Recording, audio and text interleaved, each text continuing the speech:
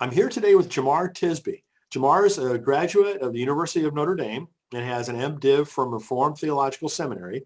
He's the CEO of The Witness, a Black Christian collective, which is an organization dedicated to Black uplift. He's also co-host of the Pass the Mic podcast and the author of the New York Times bestseller, The Color of Compromise. He's spoken nationwide at conferences, and his writing has been featured at the Washington Post, CNN, and The Atlantic. He is also a PhD candidate in history at the University of Mississippi, studying race, religion, and social movements in the 20th century. So Jemar, it's really a pleasure to have you here with us today. Absolutely. Glad to be a first timer here. Hopefully it's not the last. Thanks for having No, absolutely. So we also have to wish Jemar a happy book birthday because today is the release of his latest book, How to Fight Racism. And so I want to talk in length about that. But before we get to that, maybe, Jemar, you can just tell us a little bit more about your background and all the different things that you've done leading up to this. Sure. Well, I grew up in the Midwest, North Shore, north of Chicago area, and became a Christian in high school, which has always been part of my story in terms of race and race relations as well. And went to undergrad, as you mentioned, at the University of Notre Dame, go Irish, and ended up after college in the Delta on the Arkansas side. I joined Teach for America, and that's where they placed me, and basically never left after that. It was a 2-year commitment. I was a 6th grade science and social studies teacher. I stayed on for another couple of years as a teacher, became middle school principal, grades 5 through 8. And that was my first career, which most Wow. people don't know about. So I did that for 7 or 8 years, and then went to seminary at Reformed Theological Seminary in Jackson, Mississippi, which was an incredible experience being in Jackson. It has the second highest proportion of Black people of any city over 100,000 in the U.S. And so it's just a very chocolate city. And of course, it's in the deep South and in Mississippi. So there's tons of racial history there. And that's sort of where I got really enraptured by the academic study of history. Took my first graduate course in history at Jackson State University, which is a historically Black college. And then from there applied and got accepted to the University of Mississippi, where I'm working on my PhD, like you said, studying race and religion and social movements. But all of that background sort of led up to my first book, The Color of Compromise, which was a historical survey of the white U.S. church complicity in racism. And then the second book, How to Fight Racism, is sort of builds on that first. They can be read independently of each other, but it gets to the more practical steps, the what do we do, how do we do it kind of stuff. I mean, let's talk about the first book a little bit, a little bit more if we could. Why do you think that became as successful as it was?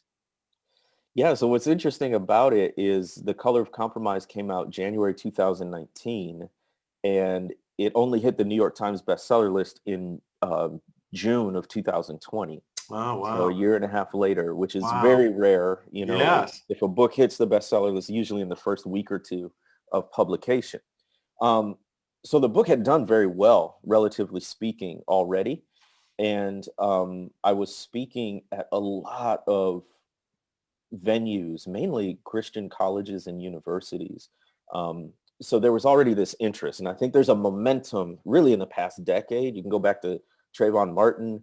And then a year after that is when the phrase Black Lives Matter came into the world at the acquittal of Trayvon Martin's killer. And then the year after that, August 2014, was the killing of Mike Brown, when the whole world learned about the Black Lives Matter hashtag, and that became sort of the banner of this phase of the Black freedom struggle.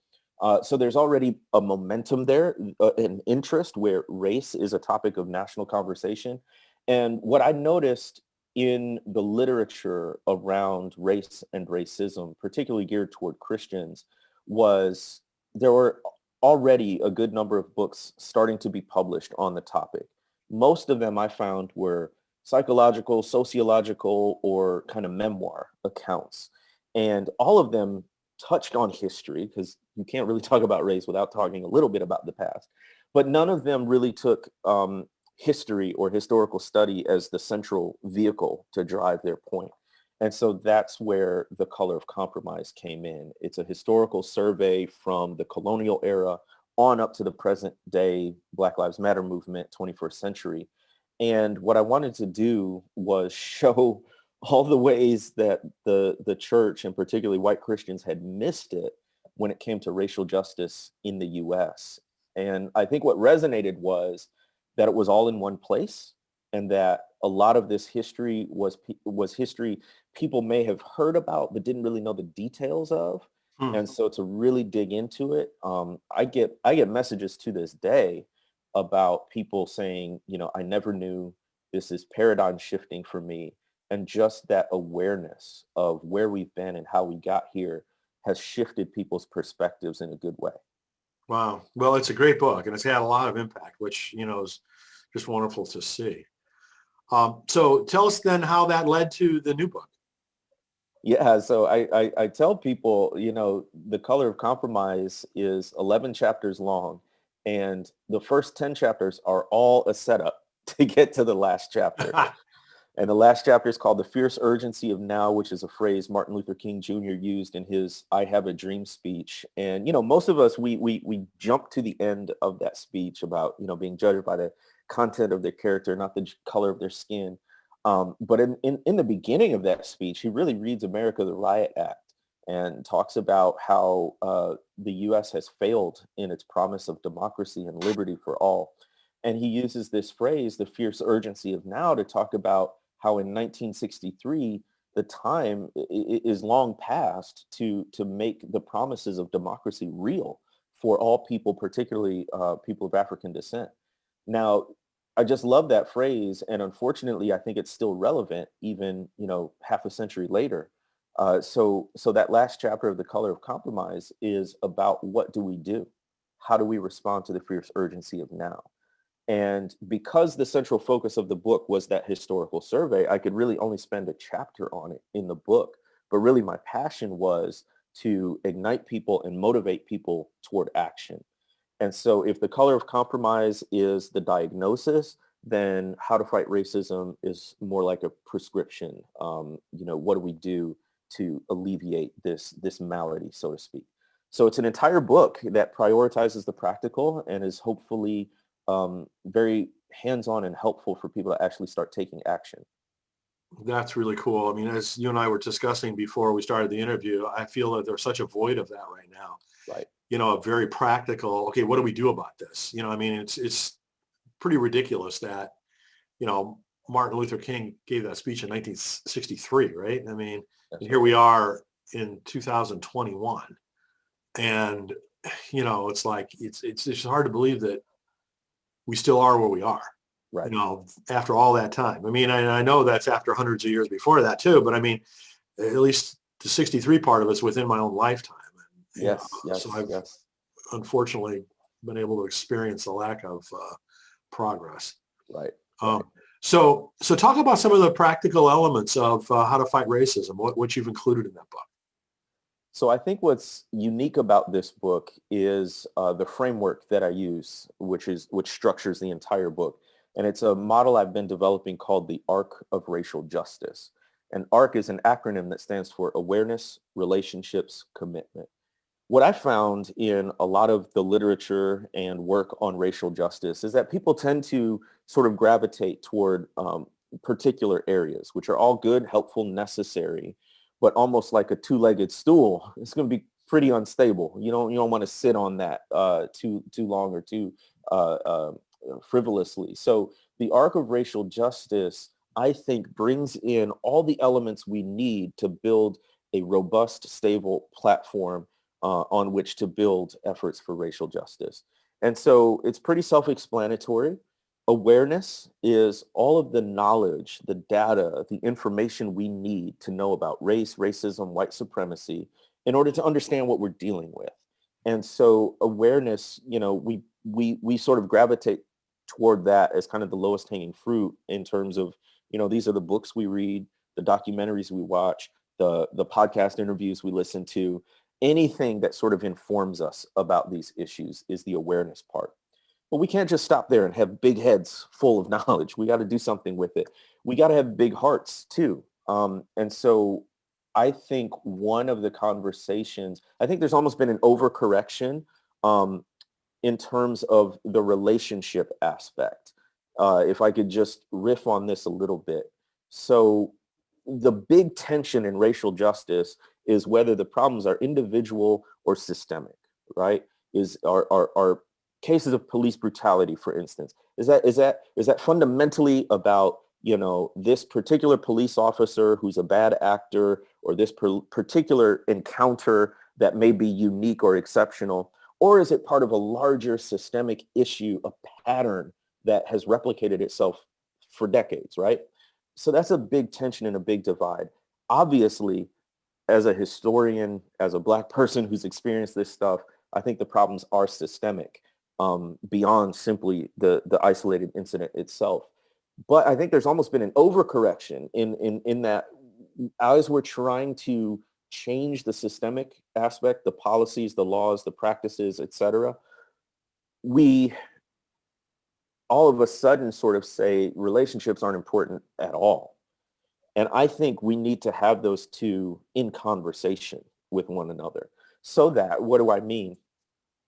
You know, the paradox with white Christians and white evangelicals in particular is they are hyper individualistic, partly as a result of their theology, you know, this very sort of one-on-one relationship with Jesus, just me and my Bible kind of a thing. And that ekes out into the ways they understand issues of racism. It's issues of personal prejudice and bigotry. So the solution is conversion. You change people one heart at a time, kind of a thing. Well, obviously that doesn't work on a systemic level. It doesn't change mass incarceration, voter suppression, you know, death penalty, things like that. You got to work on a systemic level. At the same time, how do you get people who are hyper individualistic to start thinking systemically? And a fundamental error that we all tend to make is think that it's a matter of data and facts, and it's not. You can have a conversation with someone and stack facts from floor to ceiling that won't change their mind. The paradox is that many people who think very individualistically come to understand the systemic problems through a relationship. So it's when I know someone well and I tell them the stories of my encounters with police. And since they know Jemar and they know what kind of person I am, and I'm real to them, and they hear these stories, now they are a little bit more attentive to what I'm saying. It doesn't work in all cases, but they're a little bit more open. So point being, we always need relationships, and part of it is persuasion, but even beyond that, I think there's a human element to it. If we stay so distant from people that they simply become the other or the enemy or the problem, then we actually start to become part of a problem. It does something to our own hearts, I think, to categorize people according simply to their ideology or who we think they are. And so we need to constantly be reaching out across racial and ethnic and cultural lines to know people. I know that sounds soft and wishy-washy, but here's the thing. The commitment aspect gets to that policy part, gets to that law part, because we can have all the heart-to-heart conversations and share all the cups of coffee at Starbucks we want, but it's not going to change the fact that Black women are dying at 3 times the rate of white women in maternity-related deaths. All the pulpit swaps and, you know, church choir swaps or whatever you want to do, that's not going to do a thing about the fact that, you know, Black men are likely to end up in the criminal justice system at a rate of 1 in 3 as compared to a rate of 1 in 17 for white men. So what do we do about that stuff, the systemic and the structural issues? And so I talk about how, you know, we need to work on these broader levels of policies and practices in order to see real change. And so the whole book is structured around that arc of racial justice. Each chapter has a section called Essential Understandings, where I give some of the framework and background. And then the bulk of the chapter is called Racial Justice Practices, where I just list and explain different things that we can do in each of these categories: awareness, relationships, commitment. Well, one of the other, to your point about relationships, and one of the other folks that I was interviewing for this series had said that their data showed that 75% of American white people don't have any kind of a meaningful relationship Yeah. with an African American person. Yeah. Yeah. So, if that's the case, how do you, you know, right? I mean, that, you said that's just the starting point. But I mean, Right. Right. the fact that that starting point hasn't even been, Right. reached And is it's a like, massive problem because it speaks to so many of the systemic issues that make these issues of racism intractable. So why is it that 75% of white people have a social network that's basically entirely white or doesn't have any meaningful relationship? Well, that's partially related to where you live, which is related to redlining and residential segregation. That segregation residentially leads to school segregation, which is as bad or worse as it was in the 1950s. And that school segregation means your kids, your children are growing up in homogenous environments. That also means that the access to resources and wealth is concentrated in certain areas and among certain people groups. That means our churches, where that famous adage, 11 o'clock a.m. on Sunday morning, is the most segregated hour in America. Well, what's happening on Sunday is downstream from what's happening Monday through Saturday. And so this idea of relationships gets at those systemic and institutional issues as well, because it's not by accident. The U.S. has demonstrated incredible ingenuity at keeping white people separated from black people. And that's going to take some intentionality to reach beyond those walls that have been purposely built up. I'm really glad that you included the C portion, the third portion of, your model, because, it's one thing for us to talk about it, but unless we actually do something, it's just like, okay, this is just going to continue to fester. It'll be another 50 years or whatever, just like, from 1963, Yeah. and we'll be in the same boat as we are now, unless we start trying to deal with these issues that, are centuries overdue for dealing with. Well, I think my guess, because the book just came out, so we'll see what it looks like in action. But if number one, it very much lends itself to a group study where you can go through the book. But what I also hope that these groups do, I'd recommend going through the book in about 6 weeks. But I'd spend another couple of weeks meeting to talk about action steps and to say, okay, now that we've read all this, what are we as a group, church, book study, whatever it's going to be, what are we actually going to do? And I think that's going to be really interesting, because you can have a group of people who can all agree racism is a problem. It's been a problem historically. There are systemic issues taking place. But I think where the conversation is going to really get interesting is when you talk about what to do about it, because then you're going to get, gradualists versus, radicals. Then you're going to get people who want to work on, incarceration versus education. I think that's going to lead to some really fruitful discussion. And there's going to be a dynamic there that wasn't present when you're simply reading or studying about the problem or the issue. Now that you're trying to come up with solutions. So if you think back to the civil rights movement, there were at least a dozen major organizations that were working on civil rights, and all of them had a different emphasis and focus. You had the Southern Christian Leadership Conference that was doing nonviolent direct action. You had the Student Nonviolent Coordinating Committee, which was doing really grassroots work in difficult places like Mississippi, registering people to vote. You had organizations like the NAACP, which were interracial and working on a law and a legal strategy to change things. So I think we're ready for that now. I think these organizations already exist, but it's going to be really interesting when people who have agreed on pretty much everything else as far as diagnosing the issue of racism are now going to have different emphases. And I think that's good and healthy, but it's going to be something to work through. Well, as you said, each one of those different areas of focus is so big and difficult in and of itself. Right. That's right. That unless we, kind of attack them all individually, nothing will happen. Yeah, and so it'll be a question of priorities, skill sets, social and geographic location that groups are going to have to determine. where, how, and when they can work. So, but I'm eager because I hope this book is what I say in the introduction. I hope it's a exercise in prophetic imagination.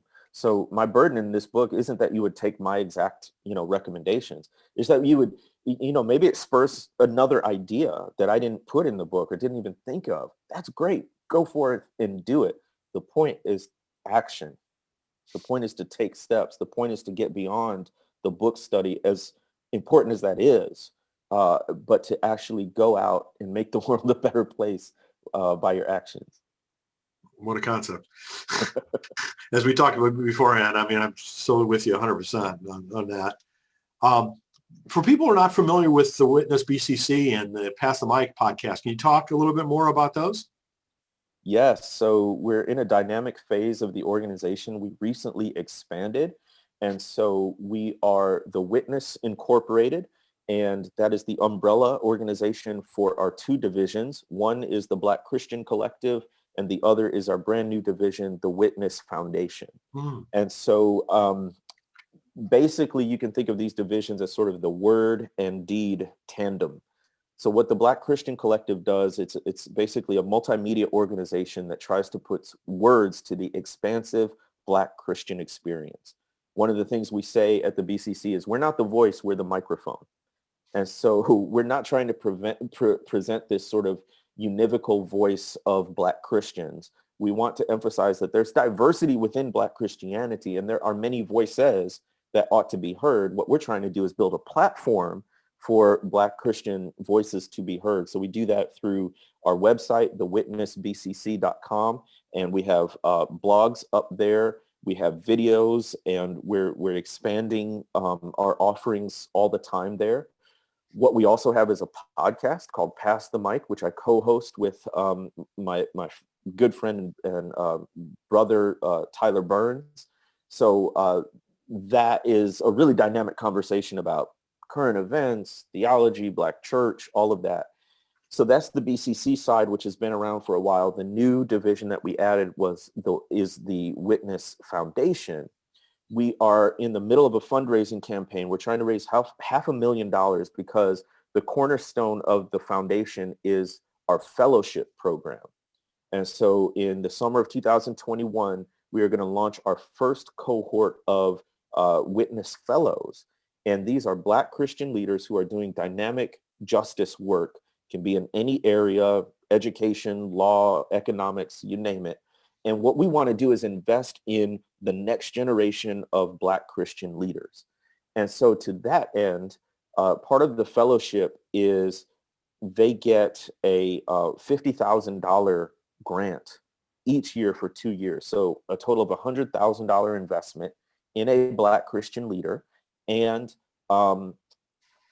it's unrestricted funds. And so you can use that for anything you think will increase your organization's impact. But we set that bar high. So I'm in academia. If you apply for a grant, the most generous grants are maybe $20,000, $25,000. And so this is really premium level funding that we're doing here. And the reason why we wanted to do that is because we wanted it to be a transformative amount. So that a lot of people like me, and when I started the Witness in fall of 2011, it's just me and a laptop and a Facebook page, right? And we didn't have a budget. We didn't have venture capital. We didn't have anything of that. And so we set that amount at $50,000 because we wanted to say, look, if you wanted to quit your job, your day job, and do this thing full time, it would perhaps be feasible for you. And that's the kind of commitment, that's the kind of financial investment we need to make in Black Christian leaders who are already doing incredible work. But because of the historic racial wealth gap, a lack of access to capital, a lack of access to the people and the networks that can build that capital, we just have had to do more with less. And what we've been able to accomplish at places like, say, the Witness, without any appreciable funding is incredible. Now, just imagine if we could do that with the actual resources we need. And that's the kind of impact we're trying to make. So we're starting cool. This fellowship. Cool. It's like, the epitome of entrepreneurship, right? Get somebody launched. Yes. And give them, tremendous support, over a 2-year period is really generous, to get something launched.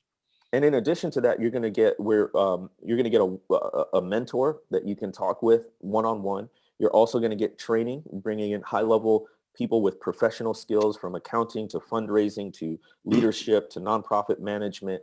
And you're going to get these, I mean, you're running your own company. And so a lot of us, though, we're starting out of passion, we're starting out of mission, but we don't necessarily have those, business skills that we need to scale an organization. So we want to invest in these leaders, not just financially, but also in terms of their skill development so that they can build a sustainable organization and increase their impact. Wow, that's really exciting. And, I'll really look forward to seeing the results of that. What are the different kinds of efforts that spawn out of that? Yeah, listen, we're getting the application period for this year just closed. We've got literally dozens of applications, and the hardest part is going to be choosing, which ones to fund, because there's so many great ones. And I am thrilled because I think folks are going to be blown away by the caliber of Black Christian leaders that we have.